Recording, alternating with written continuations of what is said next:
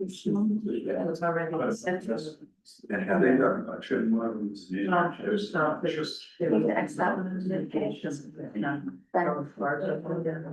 So this other larger objects. Yes. Method, this little thing will be up there. That's what, should I start this action then? So, I think you can start it, yeah. And that's what's the answer. Okay. Let me see you. Yeah. That's what it looks like. Busy delay. Alright. Good evening, everybody. We're gonna get started. So thank you everyone for coming. My name's Vika Wood. I'm the town administrator. We have Lisa from GEI, who is gonna kick off with the presentation she's been working on compiling for us. And so what we're gonna do is we're gonna have her run through the presentation. And then afterwards, we're gonna open it up to the select board to ask the initial questions and any clarified information that they have. Once they've had a chance, then we'll open it up to the public. It is going to be televised and it is live streaming on Zoom, so if you do have a comment or a question, we just ask that you kind of come up here and stay about this far of a distance from that owl. If you get too close, then it's most likely just gonna catch your stomach, so you gotta have a little distance away from it, so it catches your face. And so, people who are watching it, or people who choose to watch it after the fact, can clear hear everybody and what questions they had. So I'm gonna kick it off to Lisa, and she'll get started, and then, we'll move on from there. It's not showing. Yeah, it doesn't. It's just showing that.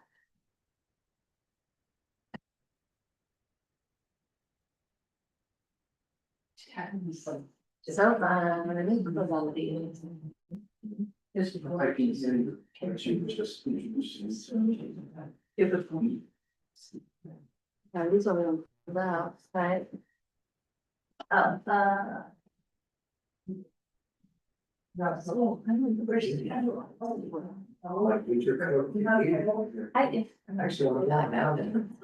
Yeah. See you. Well, look. There you are. Wave the camera. Well, because we're talking. Oh, that's it. It's in the glass.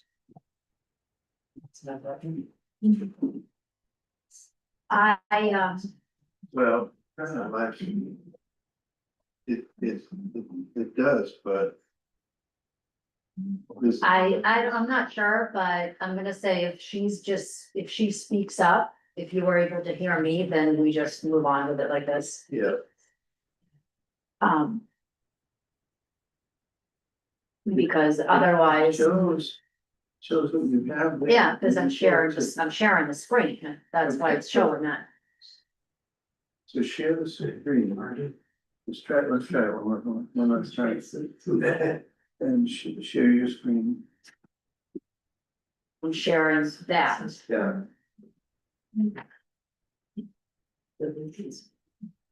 Okay, let's see, there's a delay, so this is the delay. Okay. But show your whole screen. Yes, You're if I- gonna present. Go on the presentation mode.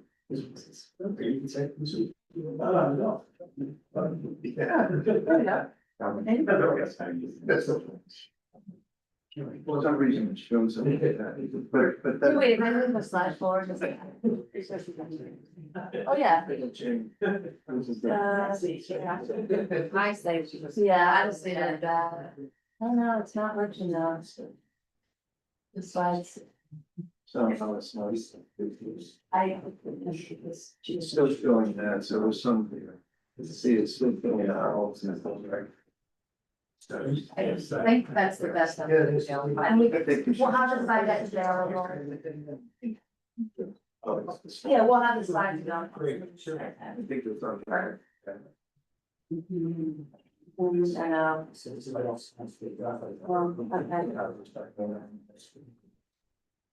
know. You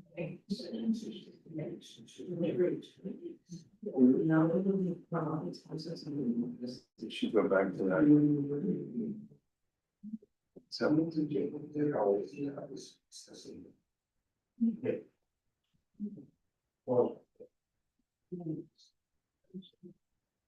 No, it's, I guess it's one or the other, it's not gonna work otherwise.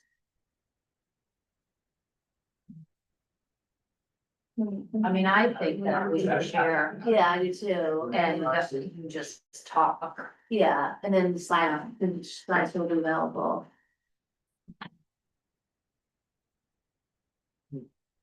Was this the one? Yeah, that's it.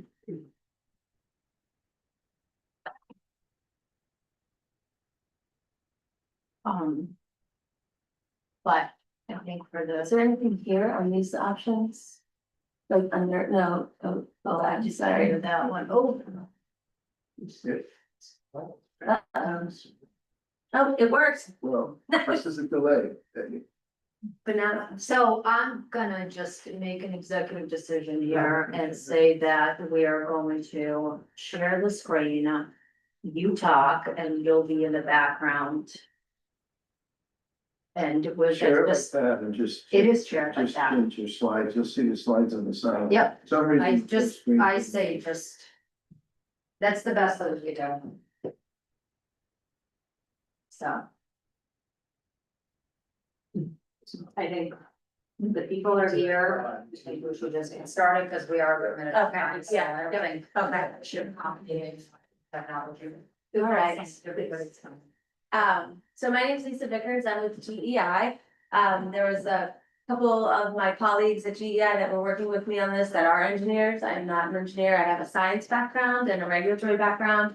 But we had a combination of science and regulatory with PEs that helped come up with some of these concept designs. So we were retained by the town to look at South Shore Drive, as you may be aware, after the January storms.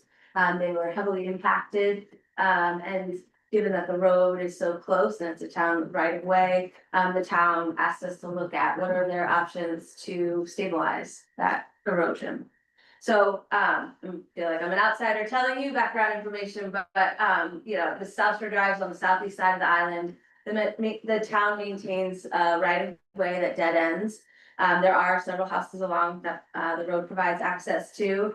And those January storms resulted in significant erosion along the length of South Shore Drive, basically beginning from that existing right of way down to where the area transitions to a ledge, and there's a set of access stairs. You can see it in this image. This is basically the end of our study area, but significant erosion nonetheless along there. The town has installed those barriers along the top of the roadway to, you know, keep people off and just provide, you know, some kind of alert system essentially to be aware of the erosion along there. So what did we do? What was our role? First off, we did some background data collection, just publicly available resources. There was a study, survey. So that's always good for our analysis, understanding the topography of the site. We also looked at what's publicly available, being habitat resource maps. There's Maine Geological Survey has various publications that you can look at from a coastal bluff and stability. Look at soil types at the site. And then we just looked at, you know, historic aerials, you know, kind of understanding how much of the land is eroded over time. And then we came out to the island in March and we did a drone survey.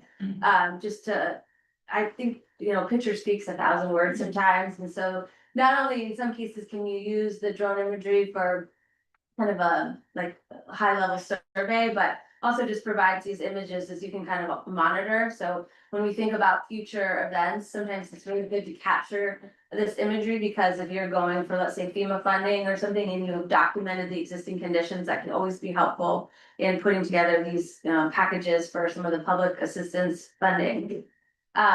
So once we collected the background data, desktop analysis, and then the site visit, we went back to, you know, our office and essentially came up with what can we do at this site to stabilize the existing slope. And we looked at several alternatives. So not just in a, you know, you think of let's stop the erosion now. It was bigger than that. It was kind of immediate.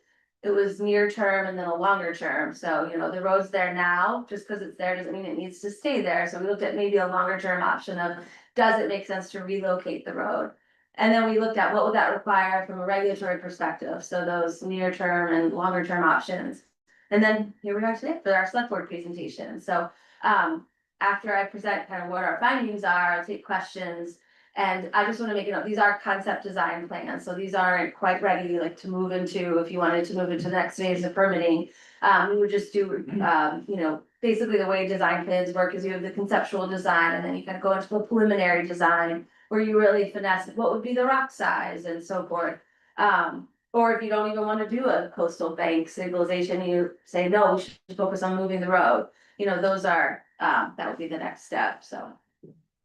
What's interesting about this site is, we have a historic aerial that's from Maine Geological Survey. And in the inner title of that site, you can see large rock, and you can also see car parts and tell it was like some sort of disposal at some point. But those large rocks appear to be have been placed. They don't seem like a natural part of the coastal wetland.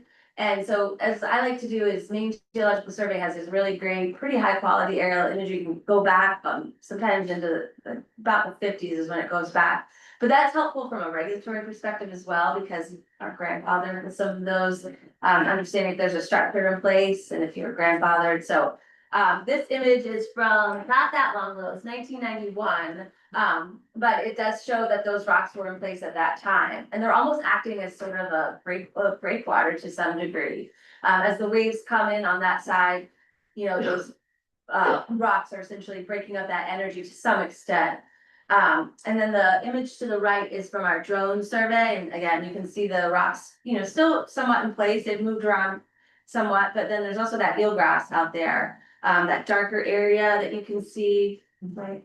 My slider's not shown on there, but basically that darker area, that does come up on the natural resource maps from the state as an eelgrass. And again, that's another reason why I feel the drone imagery is helpful in that, because, you know, we haven't done an underwater survey, but we can pretty clearly say that there's probably eelgrass in there. So you want to be sensitive to that type of habitat when you're thinking through some of the designs.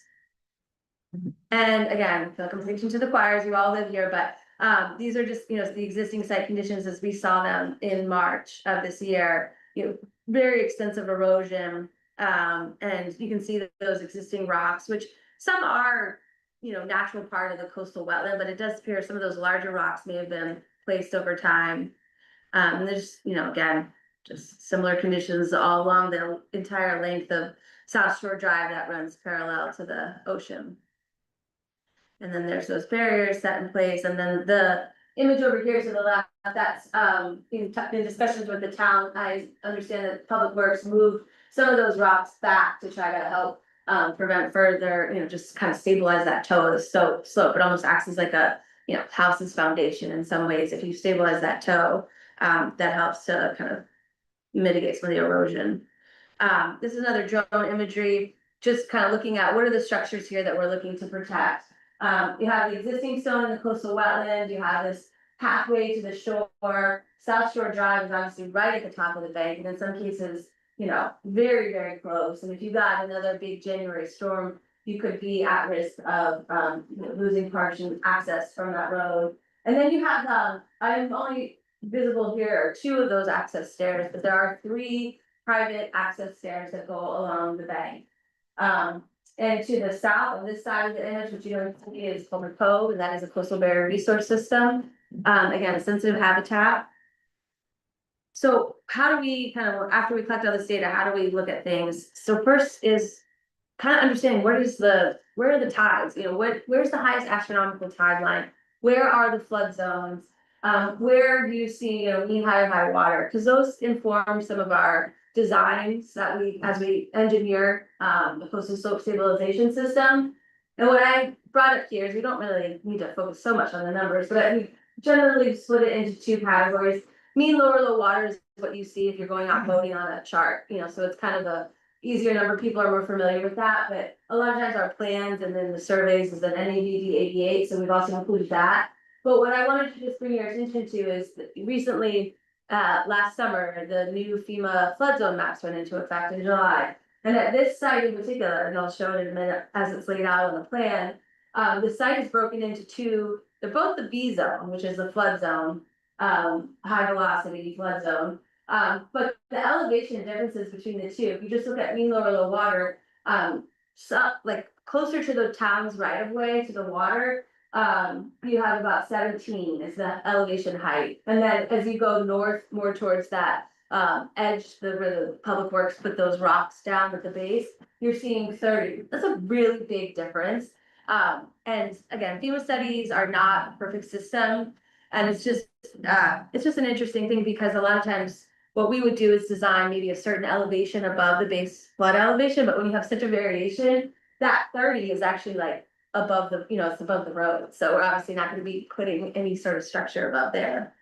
And I just, you have to use your common sense at some point saying, maybe water could run up that way, but I mean that high, but it's unlikely, and it's just, I think you would be kind of overkill, over engineering. So this is just an aerial image with the survey overlaid and then also the natural resources that we collected from the state databases.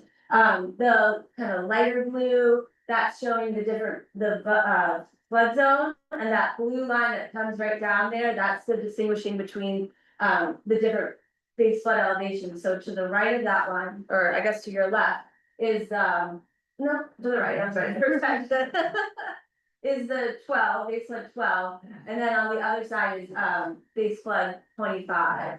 And I was previously talking mean lower low water, now that's 80. So sorry for that.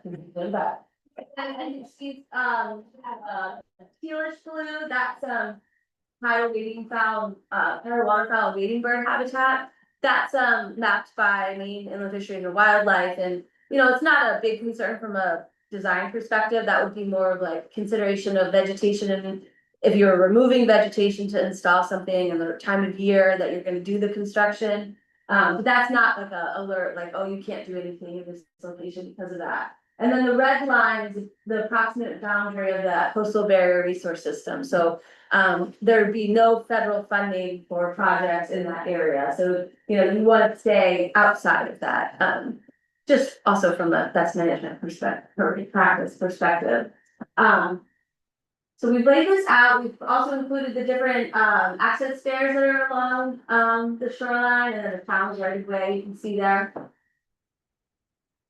And then when we think of laid all that, kind of understand what is the site and now why is the site eroding? And it is a coastal bluff. And there's various factors here. You don't have a lot of vegetation along that bank anymore. Some of the older aerials I saw, was a little bit more heavily vegetated. I think I counted 3 trees, maybe 4 that were basically, pretty close to falling in.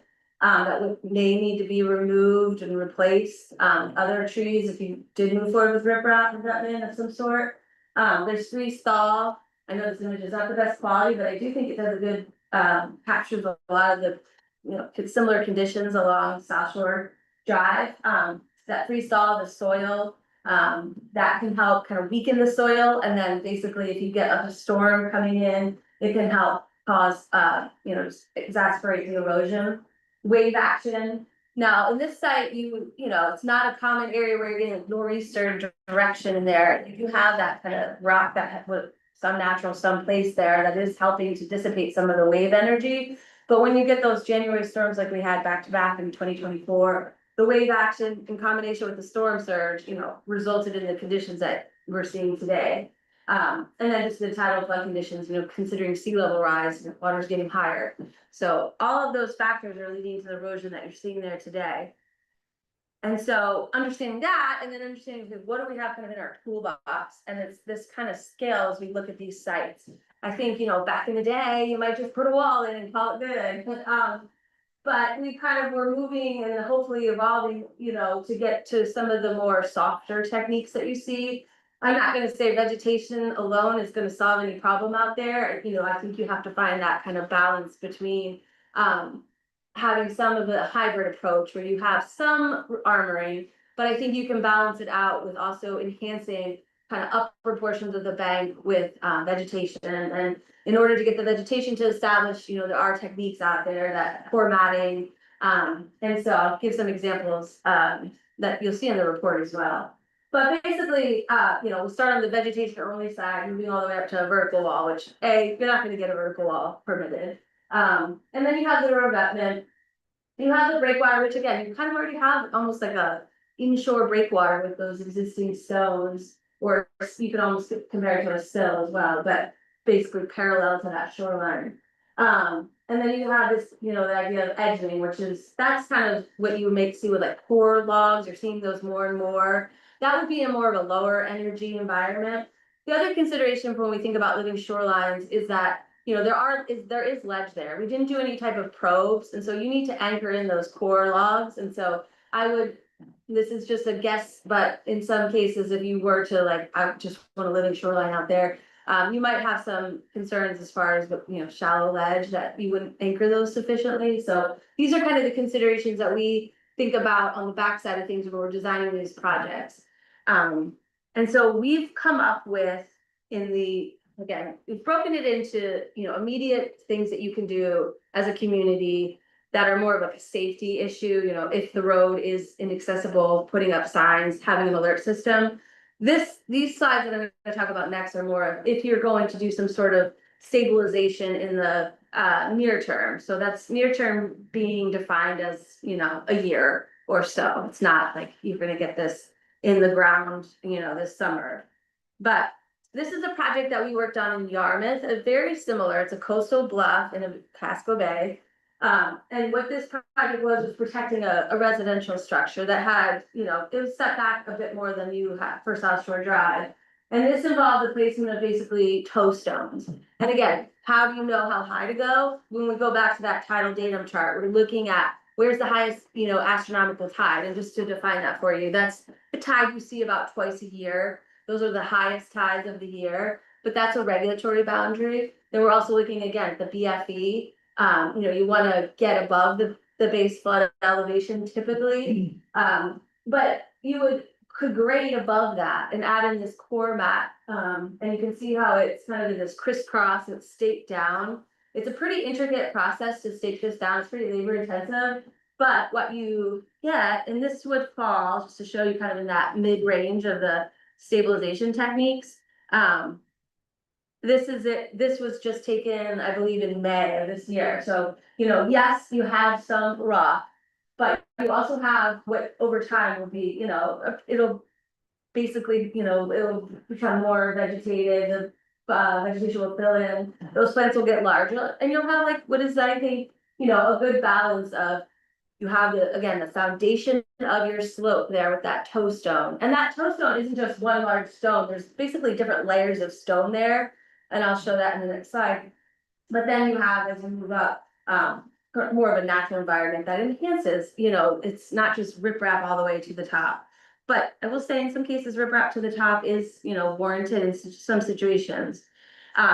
This is what we put together for a conceptual design. Again, this wouldn't be ready for construction, but it's close. And what we've looked at is we've laid out the highest astronomical tide. We've shown both of the BFEs there, baseline elevations, and as you can see, that dark solid black line on the top is the BFE of 25, so it's above the road. We're not going to be designing for 1 foot above BFE. That's just not common sense. So what we've done is looked at the BFE of 12, and we've gone a foot above that. And so this shows just the various layers that you would see of that toe stone. So you have sort of the bedding layer, which is smaller stone. You put some sort of geotextile fabric down, and then you have your toe stone is like the key of this project, and that ranges, it's a large stone, 410 minimum, but you're talking about 5 feet. So it's typically in that range.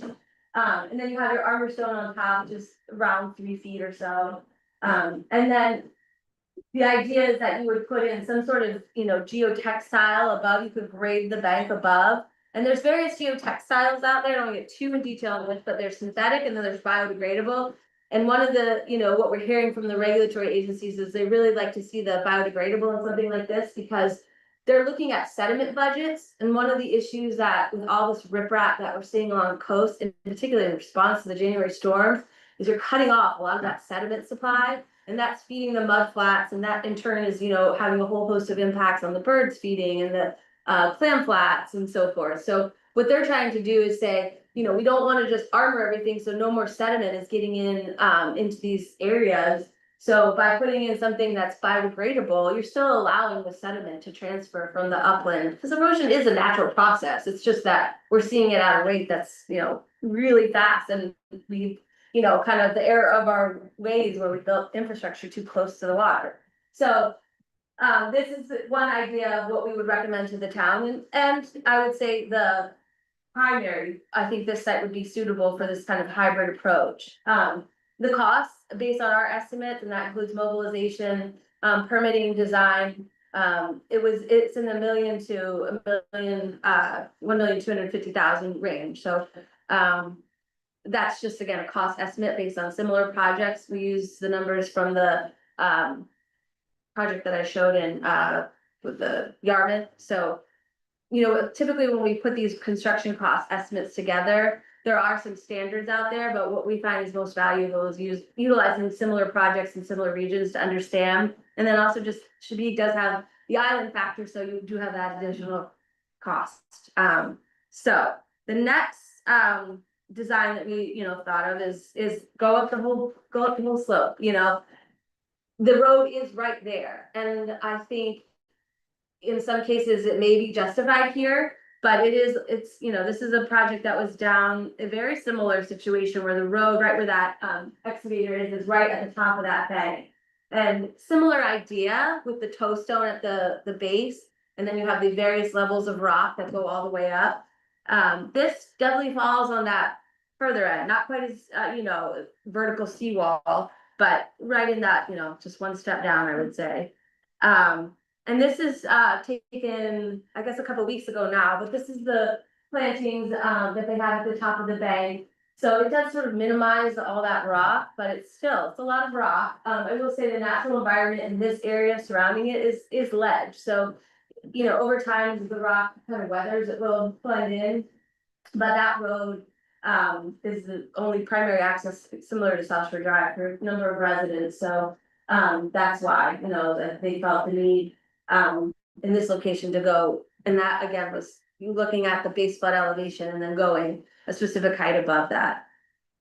And then this is just what that design looks like, so very similar to the other one, just kind of, you know, we're setting that riprap all the way up. Always want to include the plantings. It's part of the regulatory world, but it's also just, you know, if you're putting in that much rock, you want to have that balance too. This shows the existing road and keeping, you know, about a 6-foot shoulder. In some cases, that's a little tight from where the erosion is. These are the immediate considerations I mentioned, sort of the safety idea, the barricades, you know, notifying signage when the road's closed, or, you know, if there's impending storm and it looks like it's coming from the right direction, then you wanna, you know, just alert people that this road may be impassable, and then developing maybe an alternate access system. I think maybe one person's there year round, but you know, could they utilize secondary access in any way to try to find that solution, that if the road is not able to be used, that you have some way to get to your residence. And then the longer term considerations, this is a bit more planning that would be involved, but do you actually start to have the conversations about relocating that road?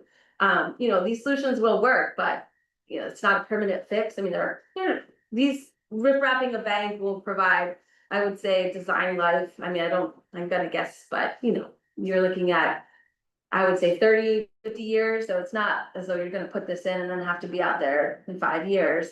But you know, sea levels are rising, storms are getting worse. And so even though you have the erosion slowing from that perspective, the road may still be impassable during those storms. So in order to maintain access, you know, just kind of looking at this from a higher quality aerial, we just kind of laid out, you know, understanding that this would require, you know, getting land, private land, or, yeah, so the other option, and I'm just throwing this out there, is you know, looking at every available option. Not an ideal one that we're recommending, but I just wanna, you know, the town maintains a 40-foot wide public right of way along South Shore Drive. The traveled surface now, I believe, is about 12 feet wide, you know. There is areas to even just push it back. I would think that the preference would be to just do it behind the houses and not try to just buy yourself some more time by shifting it over. And also just looking at the layout of the houses here, obviously, I'm sure there's a lot of concern from those that live right along the road. When we look at the regulatory requirements for the project, so, obviously putting signs in are not gonna require any type of permitting. But if you were to go into, the riprap revetment, either, just armoring the toe and then planting above that, most of the work is above, or all of the work from our concept design is, above the highest astronomical tide, and so no, Army Corps permit would be required, that's the federal agency. A DEP does require, it's called an Individual Natural Resource Protection Act permit. They did just make changes that actually went into effect last week, they're incentivizing more of the living shoreline concept. And although neither of the options that we presented are living shoreline, they are, they still don't fall within, what's an expedited permit review level, which is called permit by rule, because of just the length of the shoreline. I mean, if again, we're presenting this as the whole entire shoreline. The town can look at this and say, you know what, let's just target areas, and maybe you would fall under the permit by rules. Basically, you get 125 feet to stabilize. And so that's a consideration. But my recommendations would be, it makes the most sense to look at an individual NRPA application, just because you have a little bit more flexibility. The standards of permit by rule are, very specific. The other thing that DEP has done, again, last week, they made these changes to 2 of their rules under NRPA. One was chapter 305, which is permit by rule, and that's allowing for coastal wetland, stabilization projects, whereas before, if you lived on the coast and you wanted to stabilize your shoreline, it didn't matter if you were putting 5 square feet of rock in, you had to go for this full permit. So they're trying to ease they have quite a bit of backload of projects right now, but also just, I think, finding the balance in, like, we still want some level of review here, but we don't need this, 6 to 8 month level of review. Under the other rule change that they made is under their wetlands and water bodies rules, and that is, they're really making the push that they're making the assumption that you can do a living shoreline and you have to prove to us why you can. And I mean, there's a number of reasons why I would say this site would not be, 100% living shoreline. And again, I mentioned the ledge. I think there's shallow ledge there. I think there's enough wind and wave action here that it would be challenging to just put in core mats or core logs. I think like having the base of that toe stabilized, again, that foundation of your house is going to help prevent and just provide that solid framework. And then the third permit is the town. So you have shoreline zoning permit and you're in the flood hazard. So you also need the flood hazard. But that's what I have. And so we do have, I know there was copies of the report. But this just kind of gives you basically an overview of the concept designs that I presented. Also gives you those different near term and then the longer term options. And it does also include different some of the publicly available data that we collected. There's images of that and kind of understanding, what we see from the regulatory or habitat, the geological, those sorts of attributes of the site. So. So at this point, we're gonna give the select board an opportunity to ask questions. Before they start, I just want to mention a couple of things. Because I suspect some of these might be questions that you are looking to ask. So after tonight, the select board will need to bring this for a public discussion in a select board meeting and start figuring out what the next steps are and how to proceed. Prior to making those decisions, most likely the residents will be engaged in that discussion as well. And so if you're a resident in that area, I know you've been patiently waiting for some action. Now that this report has been completed, those conversations will start to pick up again. One big part to mention, so the town did recently receive nearly $1.25 million from FEMA as a result of the damages from the 2024 storms. About 750,000 of that is specific to South Shore Drive. And so those are all the discussions and conversations that select board is gonna have to have and ultimately decide how to proceed. So I'll leave it at that, and then the board, if you guys wanna figure out if any of you have questions or comments or any follow-up things, have at it, and then we'll leave it to the rest of the public. Can you just stand, yeah, just so we do what we preach.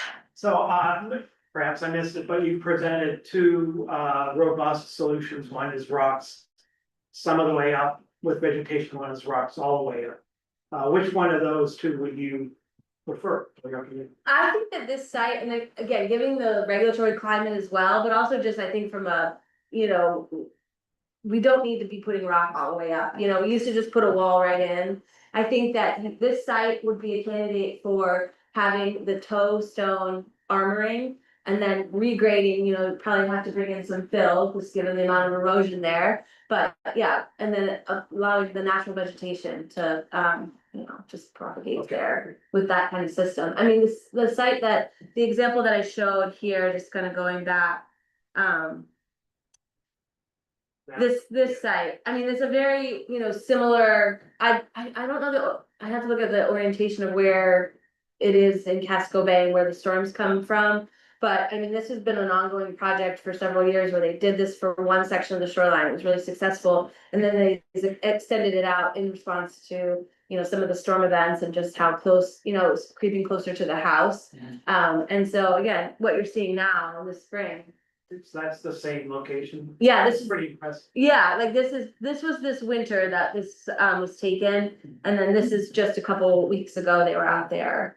And you know, with the natural ledge that you have in the area and then just the existing rocks, you know, it would blend in enough that I think, you know, it wouldn't be like a stick out like a sore thumb, you know, because the scenic is part of the review of DEP. But I think this would be a good candidate for that type.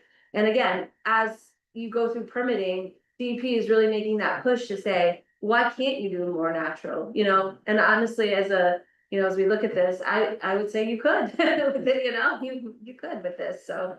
Thanks. Mhm. Sure. Could you go back to the previous picture that has the toe stones, the, no, keep going. Oh, keep going. So I'm thinking Like historically. this? No, Yeah. that has the rock, Oh, the historic one. the historic. Yeah, sure. So looking at where those rocks were put in, and how much it has eroded behind there. Would that have happened more quickly if those rocks had not been put in, or did that do some protection? Oh, I mean, it's hard, you know, I don't wanna say 100%, but I, just knowing, I mean, if you have those rocks there and you're getting like strong storm action. That is acting as essentially like a wave attenuation device, you know, in some way. It's Okay. breaking up that wave action a bit. Not to say it's not spreading it. I mean, you can imagine, luckily to the, where am I, south, I guess, and also. But where the ledge is naturally occurring. Right. You know, some of the energy is going off there, but you have the ledge as a form of protection. You're not seeing like where the stones kind of peter out, you know, I'm not seeing erosion that. You know, there is some along the right of way for sure. Okay. But as far as, I didn't assess Coleman Coves like beach, but I don't think there's a lot of energy that's being kind of moved off. From those rocks either, you know, causing adjacent erosion, we call it end effect erosion. Yeah. Because that's the other thing, is you really wanna make sure that when you have these edges that you taper them, so you're not just pushing any more wave Yeah, that's what energy. we keep hearing about. So historically, I believe this is the second road that's been put in. Mhm. So this is not the original road to the neighborhood, so how, if something was done, is that an assurance that that road would then stay? Or are we still saying this would be done as a stopgap to erosion continuing? If this is still some. When you're looking at the toe stone, the core. How long have those been used for, and what is the oldest installation, and how's it holding up? Yeah, that's a good question, and I don't know, I'm trying to think back of all the projects, and you know, and it's. some of them had the best intentions, but the installation was maybe not anchored properly and some of like the core matting. This system that's been designed with this, I don't know if it's coming through. Yeah, you can see, I mean, that crisscross, Right. it's a pretty intensive system. And I mean, that's meant to break down. But the intent is that it stays long enough that you have the vegetation. You could get another heavy storm that could, will potentially impact that vegetation. So this isn't like a, if you want the more of the assurance that it will last longer, then that's maybe when you go with the riprap to the top of the bank. I mean, there's more maintenance with some of these living shoreline ideas. And they call it, adaptive management. And typically what you want to see is, set aside a specific percentage of the project cost for future maintenance. Plant's gonna die, maybe you had a dry year, or, those kind of things. Whereas if you put rock in, like, you kind of can leave it, so. And how much more expensive is the rock? Yeah, I didn't bring that up, it was on here. So this is about 1 to 1.25, and the rock is about it's more expensive, but up to about 1.5 million. Thank you. Mhm. One more question, what is underneath, I know you said there's partial ledge, but is that, other than the very far end where it looks like there's ledge, the houses could be on, is that section of road all sand? The soil types, I don't know, remember off the top of my head, but, what did I just say? My head's just like, not today, yeah. That is, it actually is like moderately drained soil types in that map in that location. We did not do a sediment analysis out there, and we didn't do any probes, so I don't know like the depth of ledge out there. But I imagine there's some, just given the surrounding area, but you have the sandy beach, adjacent on the other side, so. Okay, thank you. Yeah.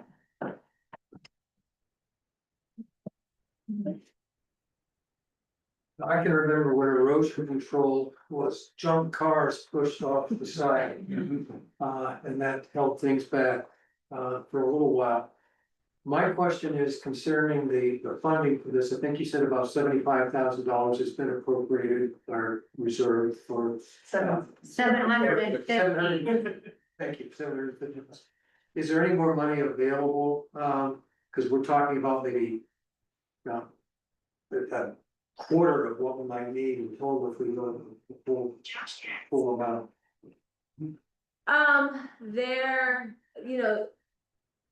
This is a conceptual design cost estimate too, and there are instances where you can kind of go to the. A contractor and say, I wanna do like value engineering on some of this, so there's opportunities that, these are just estimates, I wanna make that clear that this is not, it's a high level. But, you could scale back some of the area, there is funding out there. I just sent over to Vika and Carol, it's like for trails, but it does allow for stabilization, and you do have that right of way, that comes down. I don't know if that would be classified as a trail, but, we can certainly kind of compile a list of potential funding for this, for the protect the, but FEMA is, where I know a lot of municipalities are going to kind of recoup their costs for the storm damage. But I'm not blanking right now on the top of my head, but I can look into that. Thank you. Mhm.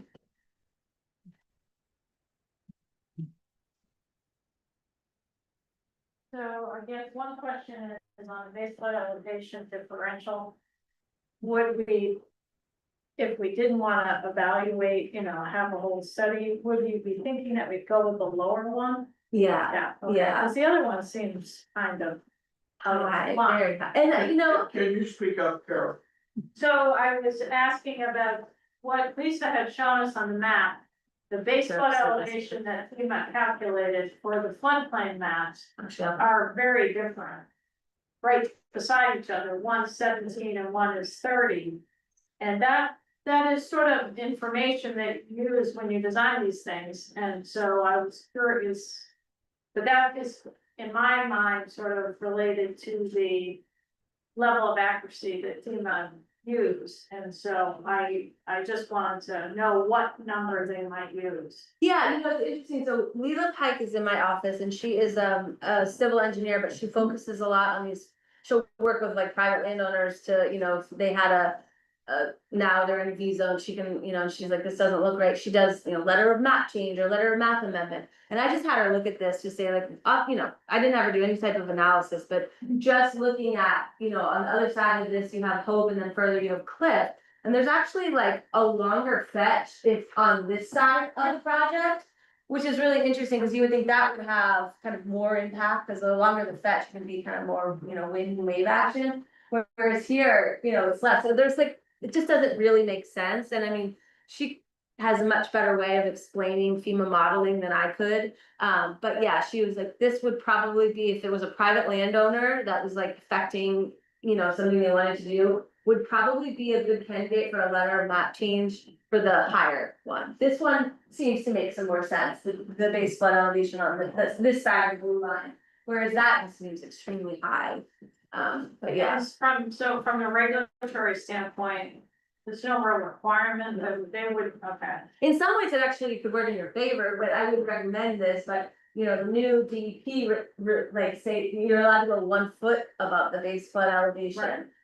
Right. You know, that application would be extremely high and just doesn't make sense. And then in terms of the, did you guys calculate the rate of erosion on it, you know, over any time frame?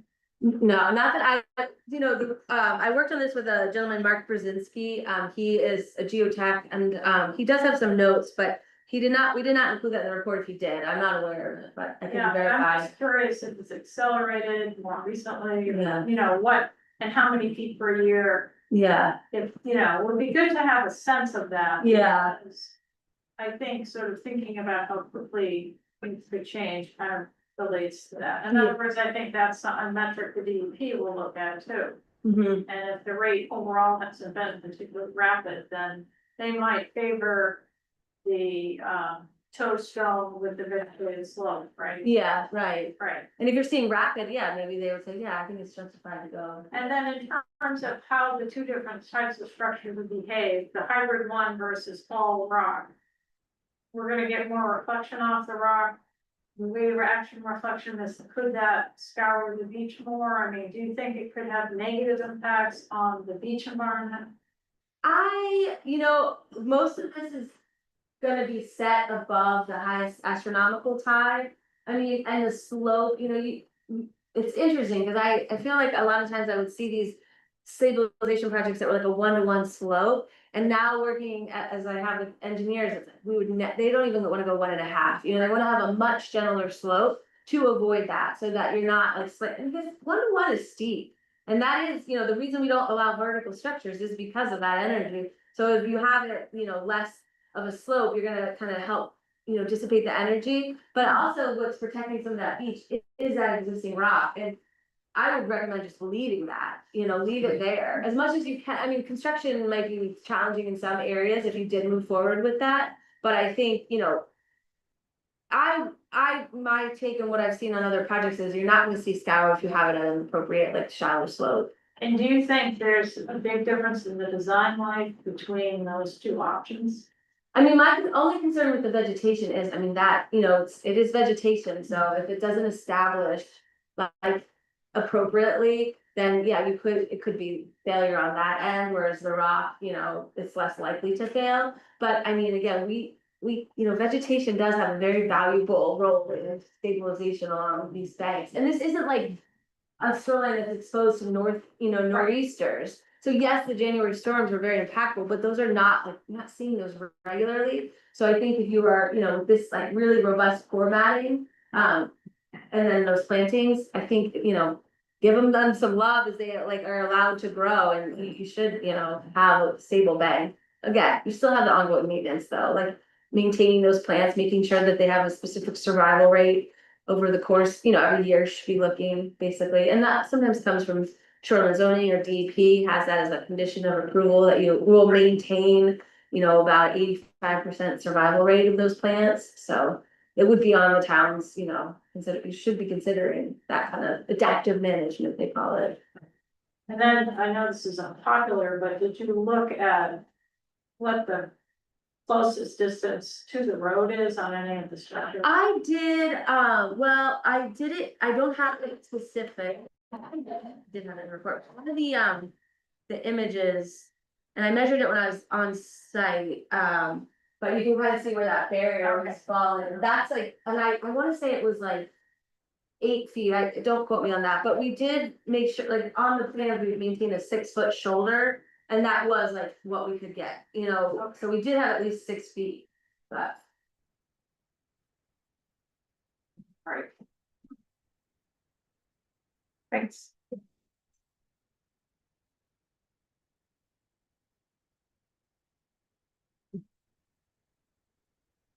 More open to the public.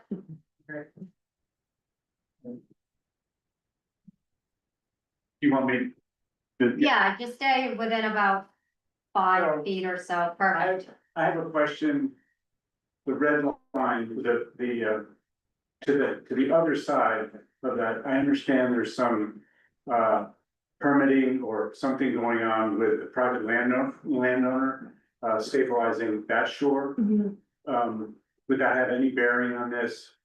How does that No, factor into this at all? no, that's, you know, that, like, this project is the town owned, you know, within the town right of way on this section. No. But you mean, I mean, would doing something to that side of the shore impact this, how well this would do?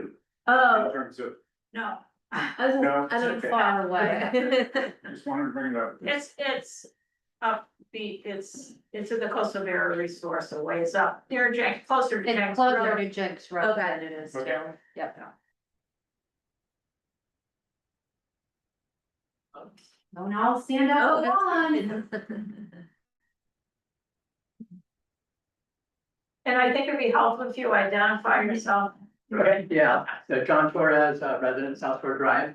So a couple of questions. One is you had a picture of a road and then some rocks that, you know, down to the water. And I noticed there was a couple of fences there. There was a split rail fence. yeah, and a 5 foot metal fence.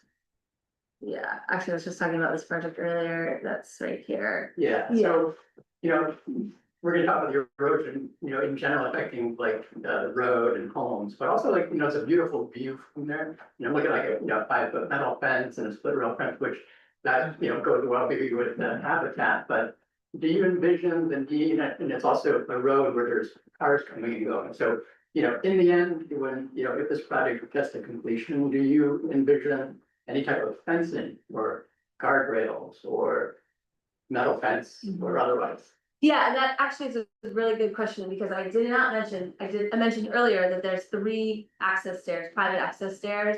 And as part of our recommendation would be 1 set of access stairs, because, you know, it's just. You don't, you know, I understand everyone likes their own, but in this situation where you have this level of erosion, I think 1 set of stairs would be, you know, an adequate way to. Understand that there are private property rights. In this example here, these 2 fences were, the client wanted it in this situation. So the black fence was a safety fence because there had actually been a pretty tragic accident in this location, and so they really wanted to keep people from, you know, trying to walk up that riprap because it's not meant to be walked on, you know? And so they wanted that black fence to sort of like, you know, preventing people from coming up from the beach area potentially. And then this split rail is just sort of a kind of a continuation of what has already been there, and also just additional, like, keep people off the plan, so, you know, as people walk their dog or what have you, it kind of allows them that shoulder to walk on, but then, you know, you don't get the creep, like, all of a sudden, you know, that you could see with kids, dogs, people walking, you know, wandering into the vegetated area that they just planted. So this is not something that's necessarily related to the stabilization, this is just directed by the client's preference. But, you know, I don't, personally, from, looking at it from the engineering of the slope stabilization, I mean, I don't think a fence is necessarily a bad thing if you don't want people, you know, if you had, this is a dead end road, I don't know what, like, you know, public access, if you have issues with people climbing down or not, and I guess in that way, you know, it would be more of a safety issue that you would maybe advise for a fence, but from a stabilization perspective, you know, you don't need it for this. That's good to know. And the other thing with this photograph I see is that there's a lot of distance between the road and the water. In our situation, there's a pretty high, pretty steep. So I'm just wondering about the viability of the plan. Is there enough room there to do the rock and the vegetation in terms of the steepness? Yeah, I mean, you would have to bring in some additional fill, but these cross sections were based on that topo survey that was done. So like this cross section that you see, the dashed line is, you know, essentially the existing grade. And so, yeah, this, it's not the, let me show the other one too. I don't know if it shows the fill. It doesn't, there's a little bit of fill at the top, like kind of the bottom drop there, but yeah, it would require some additional fill. Okay, Yeah. that makes sense. Mhm. Yeah, I thought it really just a conceptual thing. I know we want to preserve the road, but I think when we think about preserving the road, we're also preserving the homes because Mhm. one thing leads to another right over time. So I think if we think about it that way, you know, it's, at least from my perspective, you know, we don't want to do nothing. We definitely want to do something. Mhm. We want to have a long-term view as well, maybe covering both. So, so that was just something to keep in mind as a goal, but also the plan for the road, accessory road off the back. Was there any consideration looking at the existing paved road and cutting the homes off the paved road versus creating a whole nother section of the road? So you're saying like the paved road that's not on this area, like coming, Yeah, that's right across. it coming like down straight or Yeah. come instead of from going that. off the side? Yeah. I know, we looked at it just from, but again, this was just sort of lay it out, and in our report, you know, we do mention, like, I think it would be beneficial, like, ad hoc committee or something, you know, something that you have like a social relocation committee or something to like, kind of think about those different ideas, and the other thing I didn't, you know, talk about with this is permitting, you know, I don't know if there's any other natural resources like a wetland back there, I mean, you know, we did nothing like that, it was essentially Okay, like lay it out, from yeah, that level, and FEMA, you know, we kind of, FEMA had come out and had like initial report and we kind of going straight across and we kind of looked at, you know, contours slightly and, but that's very high level, like, yeah, right. Yeah, because there's some wetland there, I've walked through back there. And there's also some septic systems, and there's pumping, so that would create some challenge. Yeah, so, yeah, I mean, you just, you know, that's just like a general concept. Okay, thank you very much. Yeah, thank you.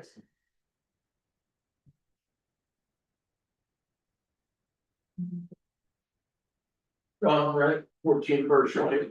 3 questions, I guess. What would the annual maintenance potentially be? Or, For the planting one? yeah, You know, it could be, you know, in the early stages, there'll be more, you know, you wanna make sure it's properly watered and. I think that's a critical period while the plants are establishing and getting, you know, established. But I think, you know, picking the right native salt tolerant plant species, you know, you see vegetative buffers all along and nobody's, you know, really doing anything to them, so, yeah, I don't have the approximate cost, usually with that management, it's like a 5% of the overall cost or something, I'm throwing that number out there. And that's very, well, that's my concern for the town. yeah, 5% would be, well, yeah, and I did that around in my senator, yeah. But so, that's more of like, if you had a whole living shoreline project that you're, you know, looking at core matting and all that, but for plantings, you know, we could look at some of those numbers, kind of give you an idea, but you're talking about like 400 feet. I mean, it's a healthy number of plants that you would Yeah. wanna make sure, kind of, you know, you're maintaining them. and then it's a right of way. The riprap, the improvement goes in. Does all of the improvement become town right of way? Because the right of way today is X number of feet from the center of the road. Yeah. That's, So how does that work? yeah, that's a legal question that I don't have the answer for, I don't know if. But I mean, the town's installing it to maintain their. I think that it would be yes, and SEMA's providing funds for us to, you know, restore or mitigate this and restore it, I don't know. They FEMA, only applied it to the town. FEMA, so in 2022, when the storm hit. Yeah. FEMA, we went through the process with FEMA, Cumberland County did not meet the threshold. But at that point, we also looked at all the deeds, and FEMA made it very clear to us that at that point. The properties along that shore, majority of them owned to high tide watermark. And so it was private property, so they said the town had no ownership of it. Fast forward to January 2024, the erosion became so severe that that private property was gone, and then it became town responsibility, which is how FEMA got involved, which is how FEMA ultimately determined that it was town responsibility. That's how, between 2022 and 2024, that's how, from FEMA perspective, that's how they determined who is responsible and, who is the owner of that. And I just think going area. forward, the town and the property owners would have to have a clear understanding that it's town property if it was. Right, and technically, we couldn't use the FEMA funds Right. unless it's town. Exactly. Right, and so then the FEMA funds, I think, there were two pieces. And the solutions we talked about today, the 1.2, the 1.4, were labeled short-term solutions. Would all the FEMA funds be available for short-term solutions? I wouldn't say it's short, I mean. Yeah, we- You can define short term. Yeah, put it in here. FEMA, GEI did have the information from FEMA. There was about split in half of the money was to bring it to pre-storm condition, which is basically take a bunch of dirt and dump it back in the ocean. And the other half was to do mitigation. And Okay. so this is based off of the information, they were aware of it and they had that information. So I remember the improved resiliency part, the second part of the FEMA funds. I just wanted to be clear that the two short-term solutions Well, would qualify us for that 7. Yeah, I mean, that's considered mitigation. I mean, that's like what we define here with our terminology was kind of separate of like, you know, but in the report under section 3, just for your reference, you know, we kind of have the immediate actions and those are ones that can be implemented within a 6-month time period. Short term would be, you know, in consideration of permitting timeframes, construction windows, like 1 to 2 years you're looking at, and then the long term, like potentially relocating it, that's, you know, beyond that period, it's several years. But yeah, Yeah, and like the relocation of the road, FEMA made very clear that none of that funds was to be used for, you know, putting towards relocating the road, that wasn't even an option. So any funds that were given, that the town received have to go specifically to that embankment Okay. in line with what their recommendations are.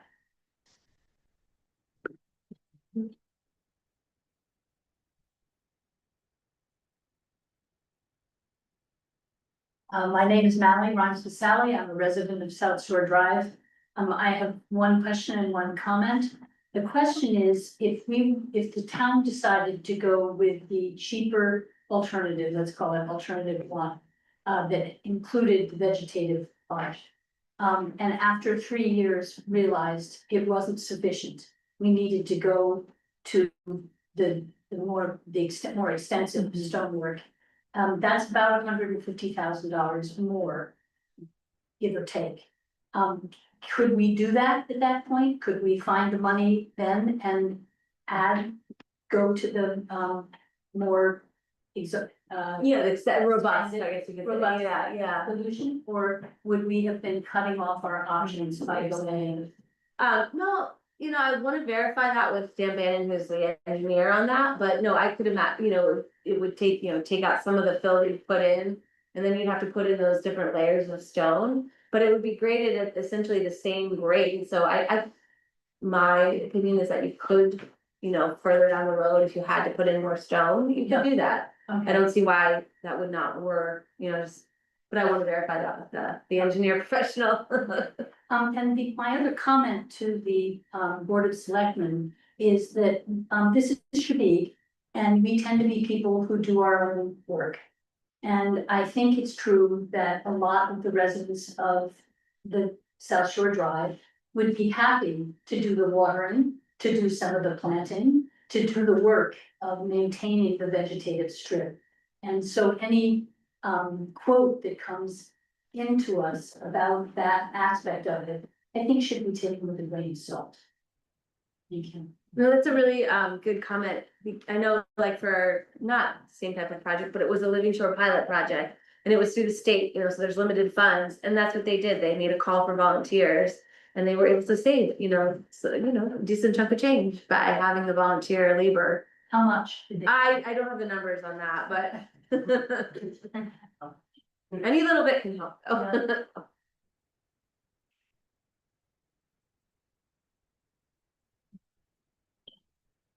I'm Scott Sawyer, also a resident of Southwood Drive. I just wanted to second the points. Speak up a little. I wanted to second the points that John Torres made about relocating the road. And this came up in November when we had a conference call with the town. Because at that time it showed the same location and people raised concerns about it going across septic systems and pipes and infrastructure and stuff like that, and that would unnecessarily perhaps create additional costs that wouldn't be necessary if the right of way was to come from say down from South Shore Drive or came from Western Landing Road, but not all the way across. And so I hope that those things can all be considered when it comes time to thinking about whether the road needs to be relocated.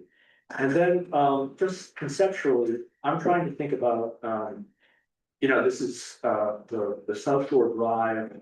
The relocation is described as a long-term alternative to the first two.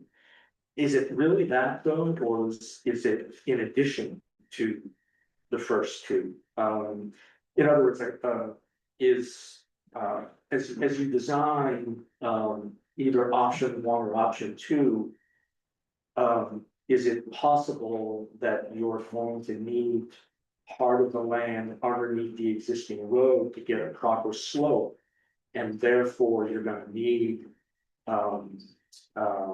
to relocate the road? Or if you did that and you got a more gradual slope, would it perhaps increase the design life of the of either the hard slope or the vegetative slope?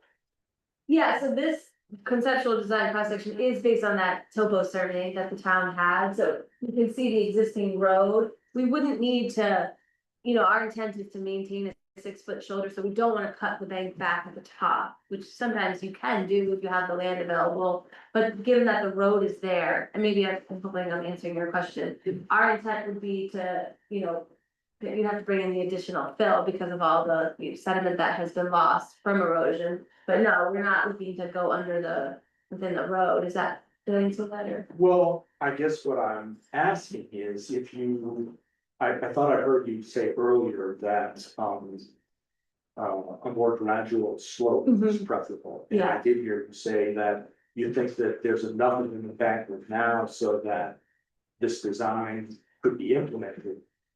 I guess what I'm saying is, if we're looking for a long-term solution and trying to optimize that, if you actually took the road and used the land underneath that road to create a more gradual slope of the embankment, would that last longer and cost about the same amount? You can give up like a foot of the road or something. Yeah, part of the road. I don't know, it might be 5 feet, it might be 10 feet. I don't think we asked the engineer to look at that Yeah. question because we were saving the road. Yeah, that's. So I think that question could be asked, sort of, if our objective was, trying to protect the properties that are, landward of the sea, then there could potentially be a different design.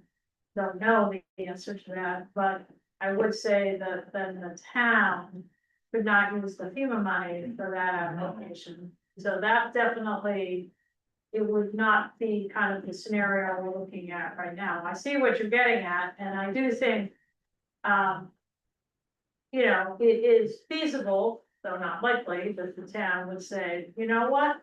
The best solution is to relocate the road, forget the FEMA money, and, we're gonna start on that. I think that, given the circumstances, that's a little hard to envision, but there is, ultimately, will the road need to be relocated? Maybe not in our lifetime, but eventually, probably.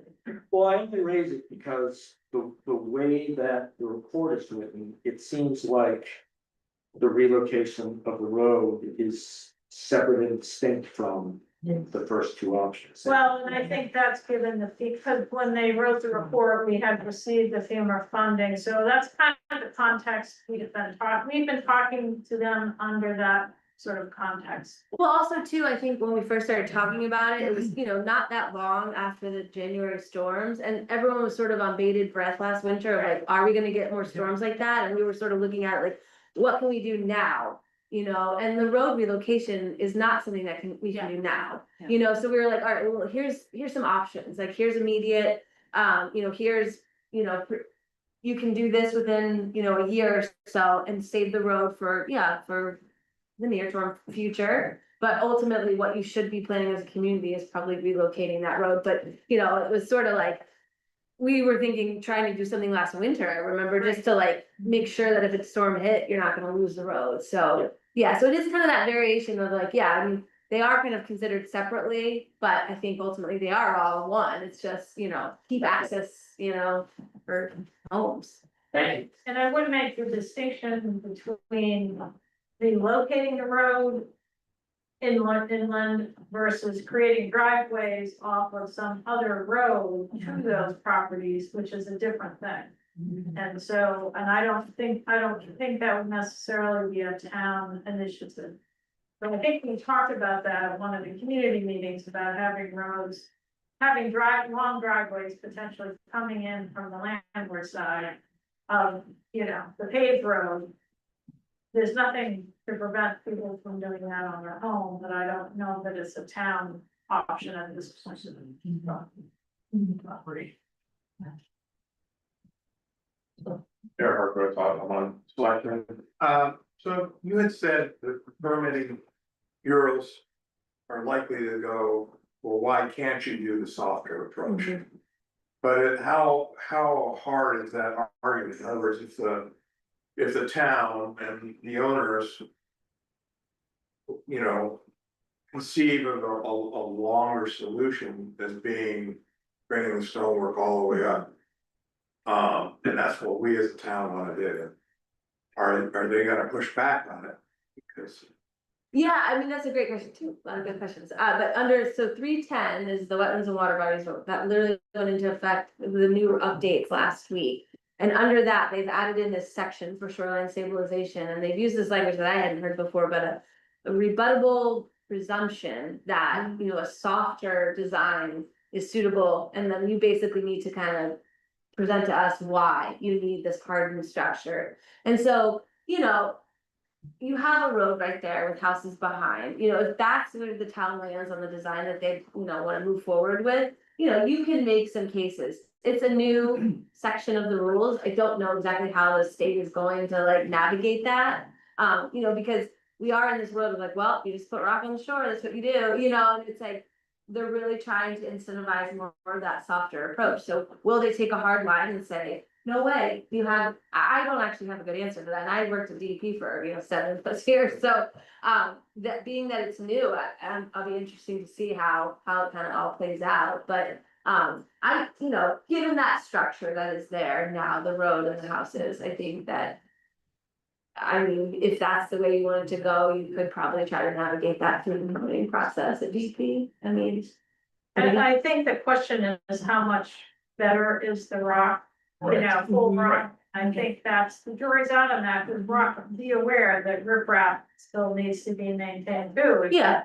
Already here on Shabbat, people have had to replace riprap, so, it's not like, one's permanent, Mhm. neither of these are permanent solutions. Right.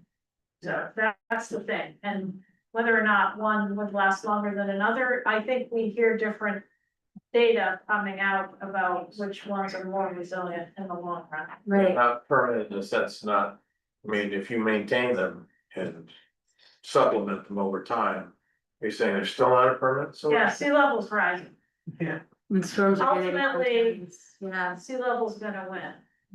And so it's a matter, but not in the next 20 years. Right. Yeah, I mean, we typically looking at like Maine Climate Council's recommendations for sea level rise, and they have broken it down into commit to manage and prepare to manage, and we're sort of following the guidelines of commit to manage, and again, the design life of some structures, but they've broken it into near term and midterm and long term, being near term 2050. I guess that's midterm, and then long term is 2100, but their sea level rise, we're looking at like 1.5 feet. So we kind of try to plan around, like assuming within the design life of some of these projects, you know, let's account for a 1.5 foot level, you know, what rise in sea level. That would accommodate. Yeah, to accommodate that, right. And so that's kind of, you know, and that's based off of the highest astronomical tide. And you can see from those drawings before that the BFE is actually higher too, and so, you know, and, you know, people are asking like, well, what's this, like, the success rate? I mean, that's a really, you know, every site is so unique, and it's hard to say that the factors are the same at every one.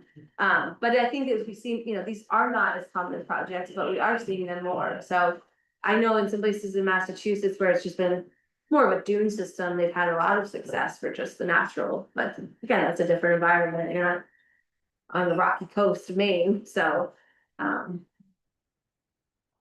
Yeah, so I just want to say, I think half this room was at the Bluff Symposium last summer in Portland.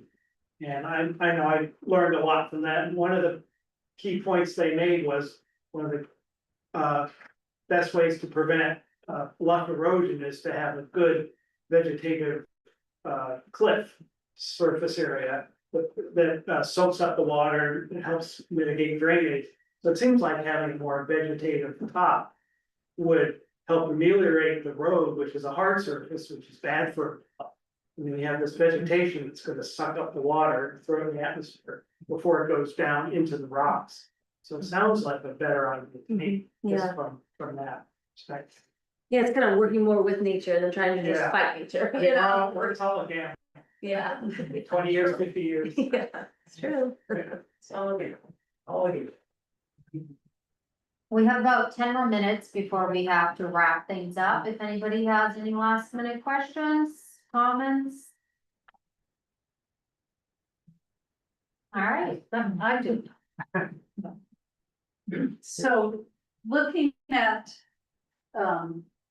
these options, we're talking about 500,000, 750,000 to do these best practices when we know that sea level will continue to rise.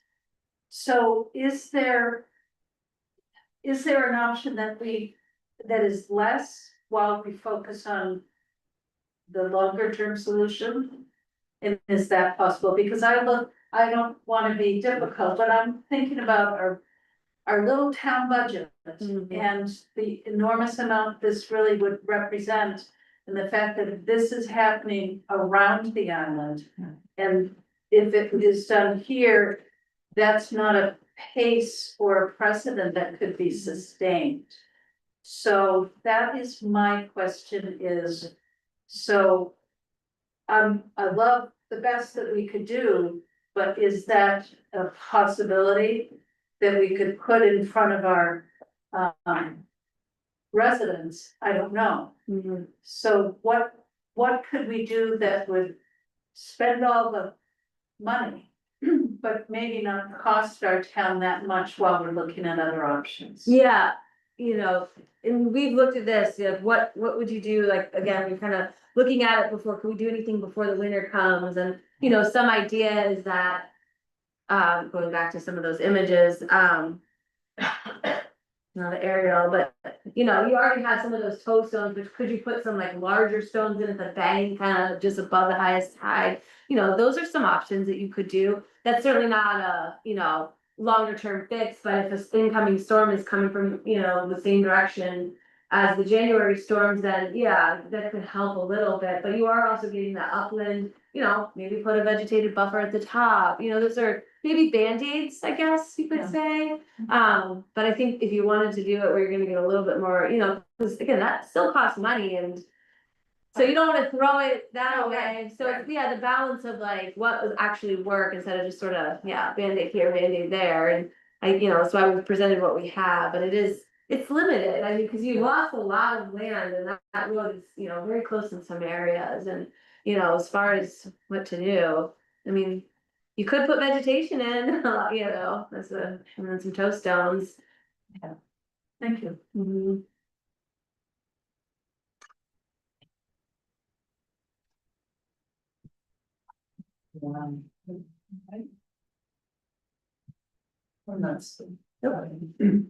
Getting back to Mally's point about like a part one, part two, is that something that could be built into a, if there's an agreement and a contract for that work, is that something that could be built in ahead of time as an option later, is that possible?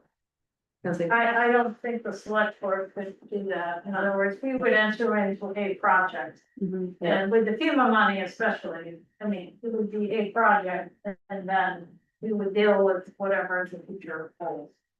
I mean, that's next slide. Any decisions that get made, so I think, I don't wanna speak for the board here, but I think the next step is gonna be to really connect with the residents. And have a discussion within, the group that represents, the select board with the residents.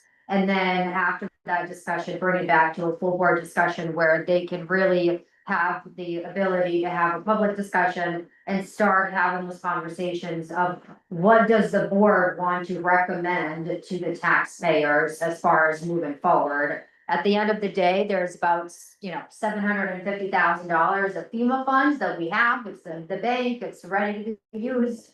But there is a difference, there is a difference, and so, I'm just using a number here, but $200,000, the select board is gonna have to, if they decide as a body that they are gonna proceed with option one, they're gonna need to bring that to town meeting in front of the voters. And the voters make the decision of, yes, we're gonna fund this, or no, we're not. So the 5 members of the board are going to be the body that ultimately brings whatever they recommend to the taxpayer or to the voters.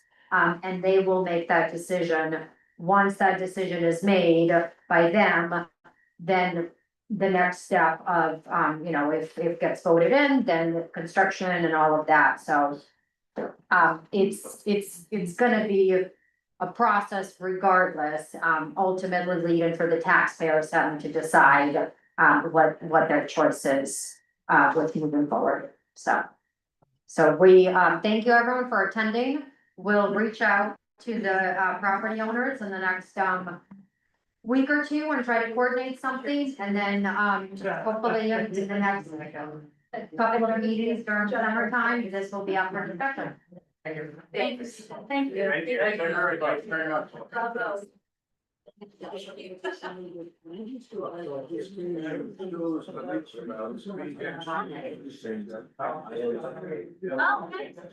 you might have to stop. Yeah. Oh, nice. Fair. That's her, those are other things she does, that's,